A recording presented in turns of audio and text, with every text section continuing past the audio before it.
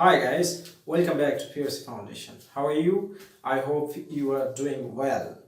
তো আজকে আমি যে বিষয়টা তোমাদের সামনে আলোচনা করতে যাচ্ছি সেটা হচ্ছে জন কিটস। জন কিটস মানে সেকেন্ড ইয়ার স্টুডেন্টের এটা ভেবে রেখে ওরে বাবা জন কিটস ভয় পায়। না না না, ভয় পাওয়ার কিছু নাই।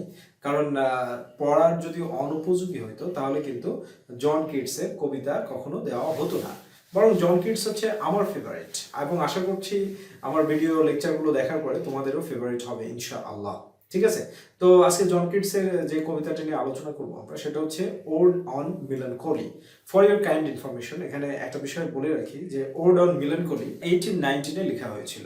জন কিটস এই কবিতাটা বসন্তকালে লিখেছিল। শুধু এই কবিতাটাই লিখেনি, তিনি আরো অনেকগুলো ওড লিখে, তার মধ্যে হচ্ছে ওড অন গ্রেসিয়ান আর্ট, তারপর হচ্ছে ওড অন সাইকি, এ ধরনের ওডগুলো কিন্তু সেই সময় তিনি লিখেছিলেন। রাইট, তো এখানে সর্বপ্রথম এই কবিতাটা প্রকাশিত হয় 1820 সালে, 1820-তে এই কবিতাটা প্রকাশিত হয়। তো তোমাদের সুবিধার জন্য আমি তোমাদেরকে বোঝানোর জন্য বা আরো কনসেপশনটা ক্লিয়ার করার জন্য আমাদের আগে প্রথমেই আমি মনে করছি এটা জানানো জরুরি যে রোমান্টিক কবিতার যে ফিচার্সগুলো, সেই ফিচার্সগুলো কি, সেই ট্রেডগুলো কি, সেই বৈশিষ্ট্যগুলো কি।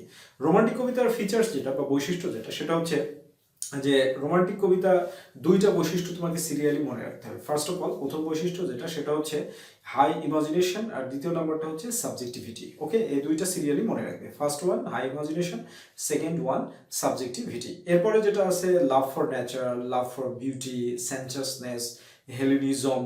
হেলেনিজম জন কিটসের মধ্যে ব্যাপকভাবে প্রভাব বিস্তার করেছে। ঠিক আছে, হেলেনিজম বলতে আসলে কি বোঝানো হয়? Hellenism means Greek culture and tradition. Hellenism বলতে তাহলে কি বুঝি আমরা?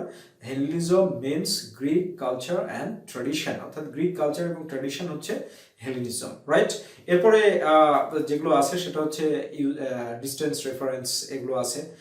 তো তোমরা এই ফিচার্সগুলো মনে রাখবে, ঠিক আছে? তাহলে তোমরা অনেক ভালোভাবে আরো বুঝতে পারবে।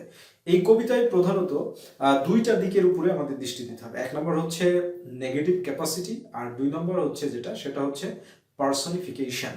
নেগেটিভ ক্যাপাবিলিটি বলতে আসলে কি বুঝি আমরা? নেগেটিভ ক্যাপাবিলিটি বলতে যেটা বোঝানো হয় সেটা আমরা জানি যে ঋণাত্মক যোগ্যতা।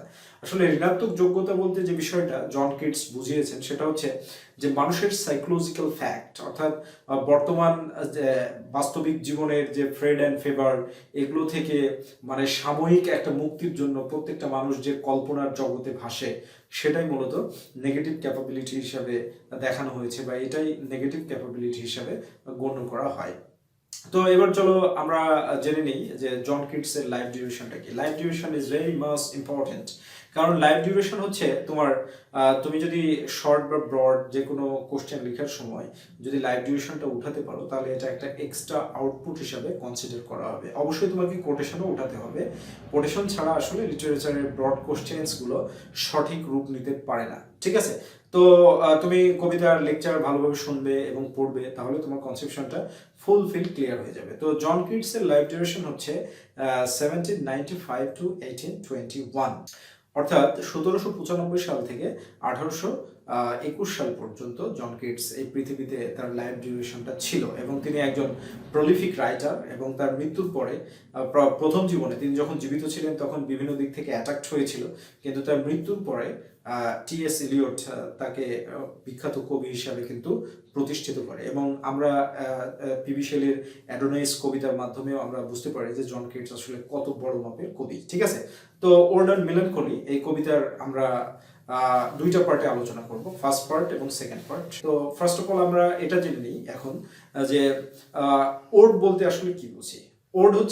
Ode means long narrative poem addressing someone with praising term and ends with consolation. অর্থাৎ ওডটা হচ্ছে একটা গল্প আকারে বর্ণনা করা কবিতা, লিরিক কবিতা, যেখানে কাউকে পরিচয় করিয়ে দেওয়া হবে প্রশংসার ভিত্তিতে, প্রেসের মাধ্যমে পরিচয় করে দেওয়া হবে, এবং কবিতাটা শেষ হবে, সমাপ্তি হবে এই কবিতাটার যেভাবে সেটা হচ্ছে সান্ত্বনার মাধ্যমে সমাপ্তি হবে। Right, do you understand what is ode?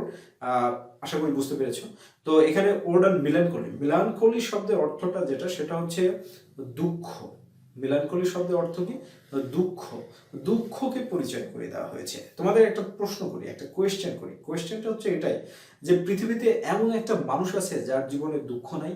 তাহলে কেন দুঃখকে প্রশংসা করেছে জন কিট সেটা জেনে নাও, তাহলে তোমার দুঃখ সম্পর্কে কনসেপশনটা চমৎকারভাবে ক্লিয়ার হয়ে যাবে। ওকে, সো আমরা এখন কবিতাটা লাইন বাই লাইন পড়বো এবং ট্রান্সলেশন এবং অ্যানালাইসিস করবো, right? So let's get started.